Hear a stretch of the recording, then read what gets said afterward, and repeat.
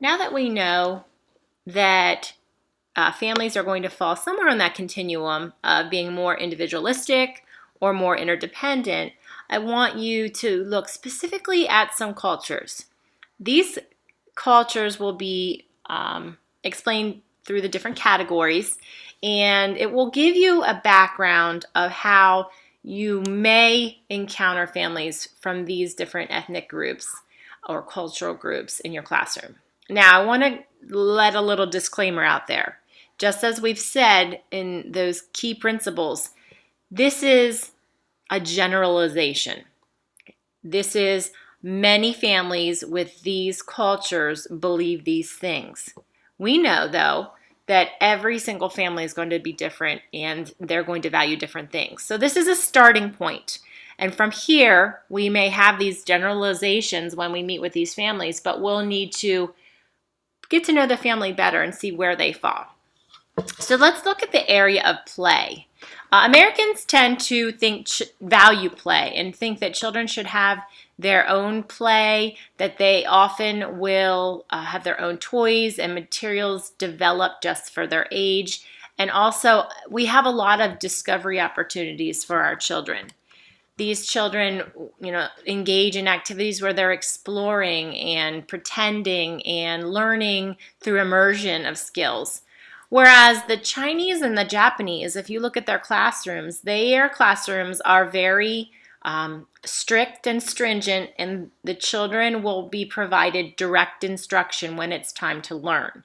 It's not as play-oriented. So if you have families in your classroom, and as an American school, we're probably going to be more play-centered, you may need to explain to families that are of Asian culture that we are learning, but we're learning through play, and really be understanding and communicate to them how we learn in this classroom. When we look at the environment, Americans are just known for their what we call stuffed environment.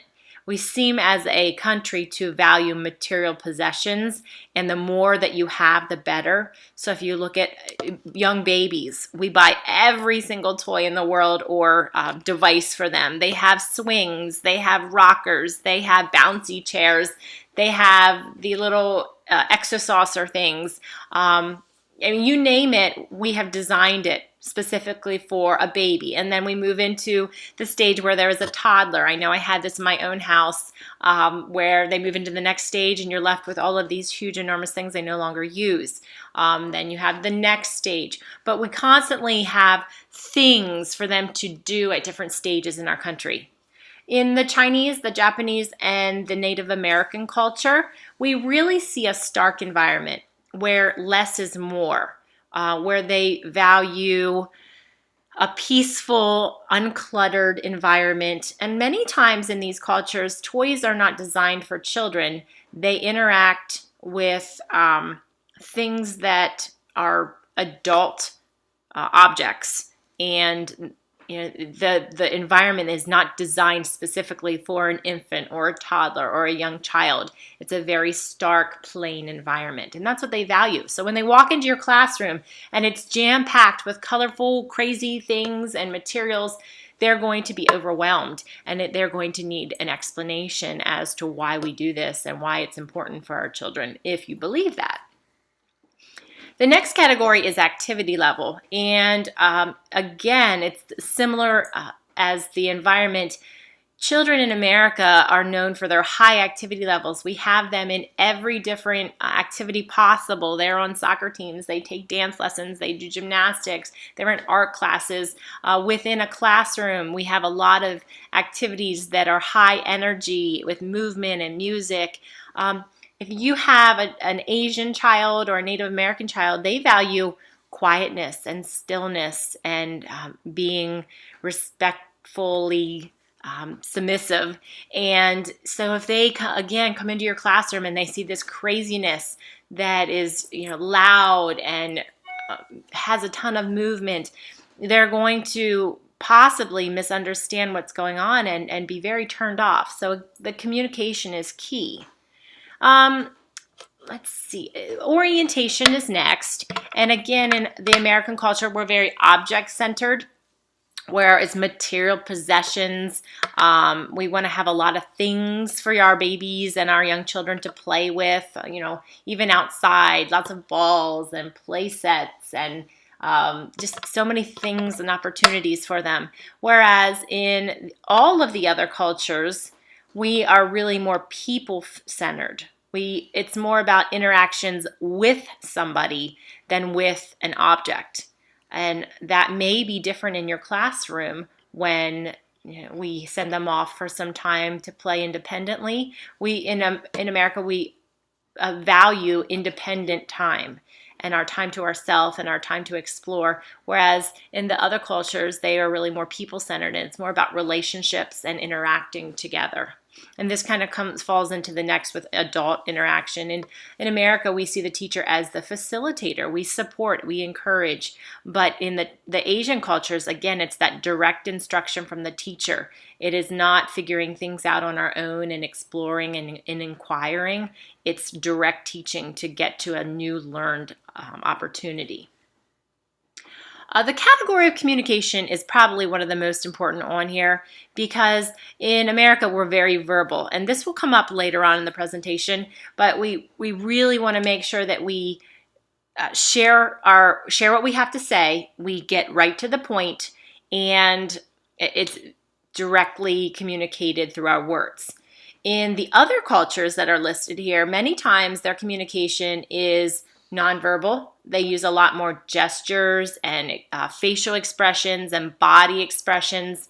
Also, they may maybe not be as direct in their explanations, and you may leave a conversation with someone from a different culture and not really know the answer to your question. It comes down, I think, around emotions. We see that emotions kind of play off of this communication. We in America value sincerity, honesty, and we respect individuals have their own emotions. But in some of the other cultures, the respect is toward the elders and toward authority, and oftentimes they will not be honest to you because they want to protect your feelings. They want to make the elders or the authority figure happy. And it's the duty to show that you're happy even if you're not happy, and to agree with something even if you don't agree. I know I had a parent in my class who was she was from an Eskimo tribe originally, and had a little bit of an Asian culture with dad, and they came over here. And she would come right in, and she was always happy, even if she wasn't happy. And the little girl was the same way. She always had this facade of happiness because that was her duty to be that way. Also, they never wanted to say no. So if you ask them, are you coming to parent-teacher conferences? They would always say yes, and then often not show up. They would say they were going to donate items because they knew that was expected of them, but they didn't often follow through. So our communication and our emotions kind of piggyback on one another culturally, and what we expect as Americans with our direct verbal and honesty and sincerity may not be the case, and we can really take that the wrong way. I know as a teacher, it took me a while to understand, no, they're not doing this to be bad or to be disrespectful or to be mean, or I just don't understand. And when I understood how the culture works, it made a lot more sense. And when I would interact with them, having that in the back of my mind allowed me to ask more specific questions or to communicate to them that this wasn't required or this was required, and it allowed me to be more specific in what I shared with them. There's a couple other things on there the only really thing that I want to touch on that I haven't touched on right now is discipline. And because I think this is important, we are going to have classroom management systems, and we are going to have expectations for the children in our classroom. In America, we really want children to be self-disciplined, and the teachers and the parents are there to help them learn right from wrong, but to gain those inner controls of their self. With that being said, we have rewards and punishments often to help shape their behaviors and help them learn consequences. In some of the other cultures, especially African American and Latino cultures, Mexican cultures, we have a more hands-on discipline and child rearing going on in families. The group, remember we talked about the group meaning extended family, meaning cousins, meaning grandparents, aunts and uncles, also neighbors and people within the community that are tied together. They are going to share child rearing and discipline for your child.